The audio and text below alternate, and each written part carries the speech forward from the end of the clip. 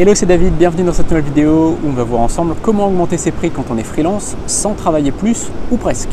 Dans cette vidéo gratuite, on va voir 3 conseils et dans la suite de cette vidéo qui est dans la formation juste en dessous, je vous mets le lien en description, on aura la suite de cette vidéo avec 3 autres conseils et on verra plein d'autres choses pour réussir en tant que freelance.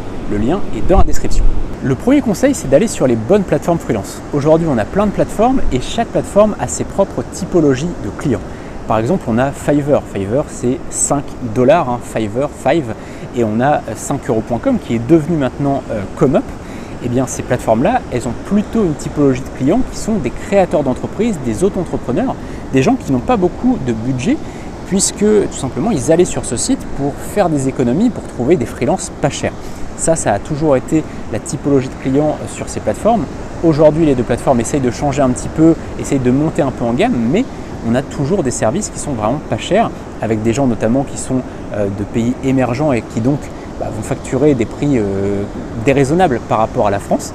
Et donc on va avoir une grosse compétitivité sur ces plateformes. Ça va être difficile d'en vivre, je le sais puisque je vis avec Léa qui est freelance aussi depuis des années. Moi je suis freelance depuis 2012, Léa est freelance depuis 2019 et elle a fait un moment quasiment un burn-out puisque elle était submergée de commandes et elle arrivait à peine à en vivre. Elle travaillait sur ComeUp, elle vendait sur ComeUp. Elle arrivait à en vivre puisque c'est une très bonne plateforme, ils sont très sérieux, mais elle était submergée de commandes puisque pour arriver à vivre sur une plateforme comme ça, il faut travailler énormément. A l'inverse, on a des plateformes comme Malte par exemple qui ont une autre typologie de clients. Sur Malte, les clients c'est plutôt des sociétés du CAC 40 qui eux ont du budget, donc au niveau des ventes ça va être plutôt intéressant, sauf que il y a un process pour pouvoir travailler avec cette entreprise qui est énorme. Il va falloir faire 36 réunions avant, ils vont choisir parmi une vingtaine de freelances pour surtout pas se tromper et donc ça va être très compliqué. Et au milieu de ça, on a une plateforme qu'on a créée qui s'appelle befreelancer.com qui vise plutôt les TPE et PME. En fait, nos clients, ce sont des TPE, des PME, c'est eux qu'on va chercher finalement, qu'on va viser déjà en cold mailing, on va les chercher en cold mailing et puis de par nos contenus, on va chercher ces entreprises-là. Pourquoi? Parce que c'est ce qui nous intéresse. On veut travailler avec évidemment des auto-entrepreneurs, on veut travailler aussi avec des startups, mais les TPE et les PME, c'est très intéressant puisque ce n'est pas des entreprises qui vont faire 36 devis, qui vont regarder à droite à gauche, qui vont vous faire un process de sélection pendant 20 appels. Non, ils vont aller droit au but. Ils n'ont pas de temps à perdre, ils n'ont pas un service qui est dédié à la recherche de freelance, etc. Non, ils veulent simplement avoir un prestataire à un juste prix. Donc, le juste prix, par exemple, pour un site web, là où sur Fiverr, vous vendriez pour 400 € un site vitrine, là, vous allez pouvoir le vendre 2000, 2500, 3000 € en fonction du service, bien sûr. Il faut que ce soit cohérent, mais il faut savoir que nous aussi, en tant que modérateur, on va modérer les services et on va dire non, ce service-là est beaucoup trop peu cher. Si par exemple on a un service, ça nous arrive tous les jours on a des gens qui déposent des services de création de site par exemple pour 100 €. Et nous, on refuse ces services, on dit non, c'est pas possible, vous ne pouvez pas créer un site vitrine pour 100 €. C'est déloyal déjà par rapport aux autres, mais c'est juste que vous n'allez pas en vivre. 100 € pour la création d'un site, ce n'est pas possible. Et donc, il faut vendre sur ce type de plateforme, comme Befreelancer par exemple, sur lesquelles il y a une vraie modération déjà des services. Donc, il n'y a pas une compétitivité de dingue où vous allez devoir vendre face à des gens qui vendent un site à 100 €.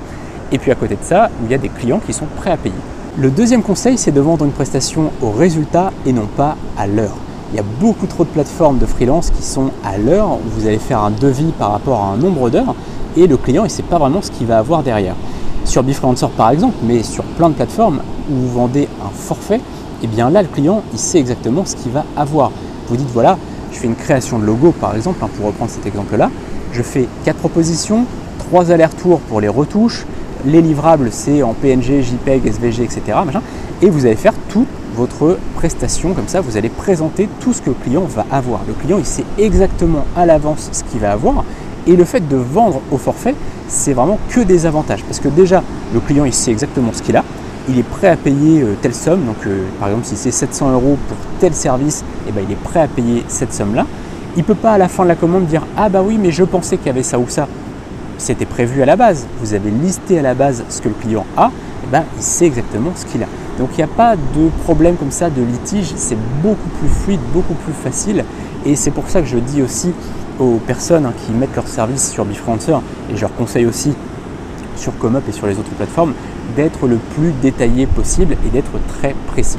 Et en fait, le fait de vendre un service comme ça au forfait et non pas à l'heure, ça a un gros avantage aussi, c'est que si vous mettez moins de temps que prévu, le client paye la même chose.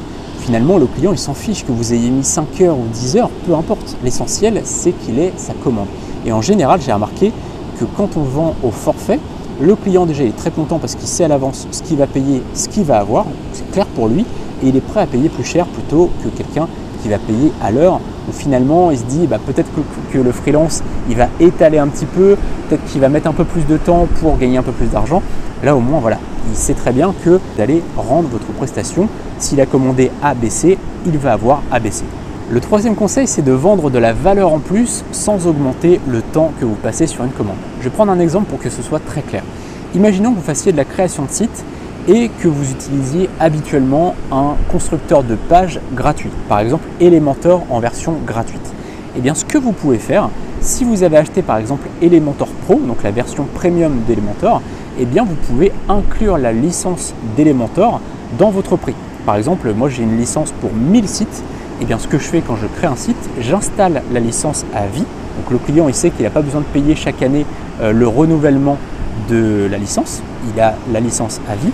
Mais en plus de ça, avec Elementor Pro, je peux faire plus de choses qu'avec la version gratuite. D'accord ? Donc ça, vous pouvez le faire. Vous pouvez aussi, par exemple, prendre Divi. Divi, c'est un autre constructeur de pages qui est, vous allez payer une somme à vie. En fait, vous allez payer une somme, c'est 250 €, je crois, quelque chose comme ça. Vous allez payer pour toute la vie, vous êtes tranquille. Et votre client, finalement, vous pouvez installer autant de licences que vous voulez. Donc finalement, le client, déjà, il est content d'avoir une licence offerte. Finalement, vous allez offrir la licence. En réalité, vous pouvez le répercuter dans le prix, mais vous dites, voilà, c'est compris dans le prix.